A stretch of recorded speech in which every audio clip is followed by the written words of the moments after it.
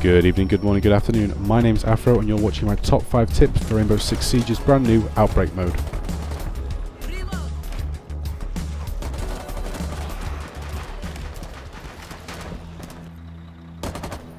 So first of all, I'm going to give you some tips about reloading and the new reload system that's been brought into the game. So previously in Rainbow Six Siege, if you interrupted a reload by doing something like meleeing, the reload would start again when your character finished the melee animation. So you'd be in the middle of reloading your gun, your character would pull the magazine out of the gun.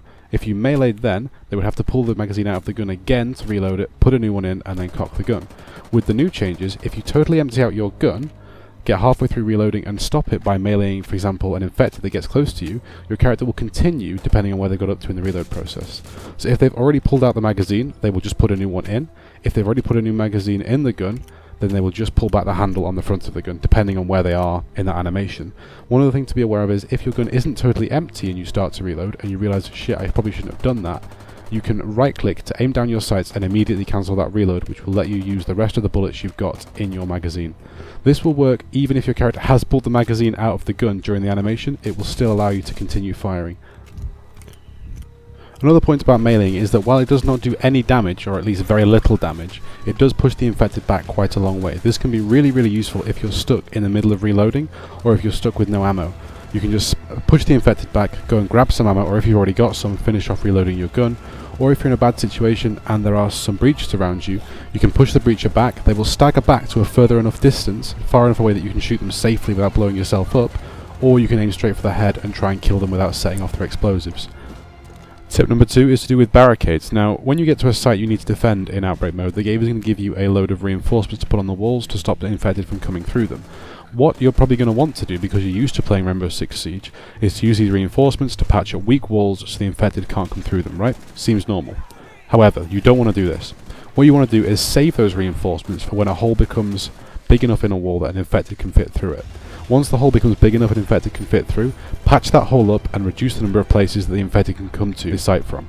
The problem you're going to have is that the breaches are going to get on the wall, sit there for a couple of seconds and blow up the wall, regardless of whether or not you've got reinforcements there. So save those reinforcements, wait for the wall to get blown up, and then repair that hole to protect yourself from that angle.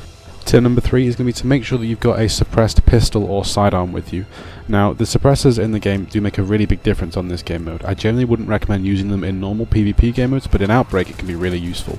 The infected will not be instantly aggressive to you when you're moving between objectives. They'll be sort of in a docile state, not even, the spikes won't be out of them, they'll just look like normal people. If you can take them out before the spikes grow out of them and before they become aggressive, they'll be a lot easier to kill, and you can usually kill them in 1 or maybe 2 headshots most of the time. It's really good to do this as well without the torch turned on, because without the torch turned on, or the flashlight as you Americans might call it, the flashlight also alerts the enemies to your presence, so turning your flashlight off and using a suppressor can really help when moving between those objectives and can keep the number of infected you've got to kill, or at least the number of aggressive infected you've got to kill, to a minimum.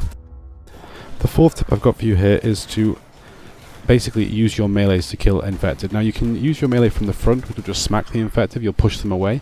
If you melee them from behind, or try and melee them while they're not aggressive towards you, or while they're stunned on the ground, the infected will do a special animation. You will grab them like by the shoulder or by the head, your character will stab them in the head or something like that, and it will instantly kill them. This can be really good if you're in a sticky situation as well and the infected are running past you. You can grab them from behind and stab them even while they're aggressive, which is one thing not a lot of people know. Most people just assume that you can do it while the infected are docile. Another big tip for this one is to do with the charger, or the tank, whatever you want to call it, the big enemy with the weak point on the back. When it charges past you, if it hits into a wall, it will become stunned on the floor. If you walk up behind it while it's stunned, you can grab it from behind and stab it in the back, which will do a lot of damage to it. Doing this 2 or 3 times can kill it almost every single time, so it is something to really look out for when you're fighting the charger or tank, whatever it is called in this game, the big black one with the red bit on the back.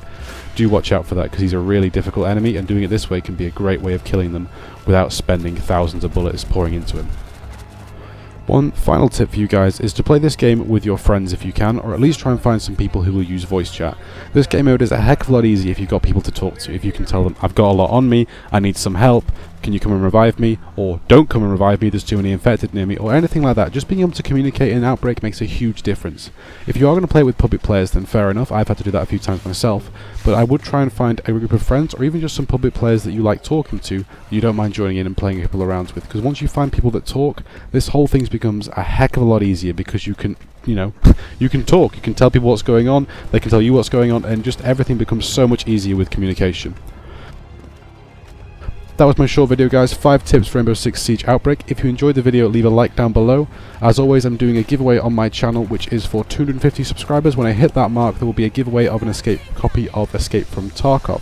To enter that competition, the link is down below in the description. If you've got any more ideas for tips or tricks I could do for another video like this, please let me know down below. I may do those in a second video sometime in the next week or so. If you enjoyed the video, as always, like, comment and subscribe. Thank you for watching, guys.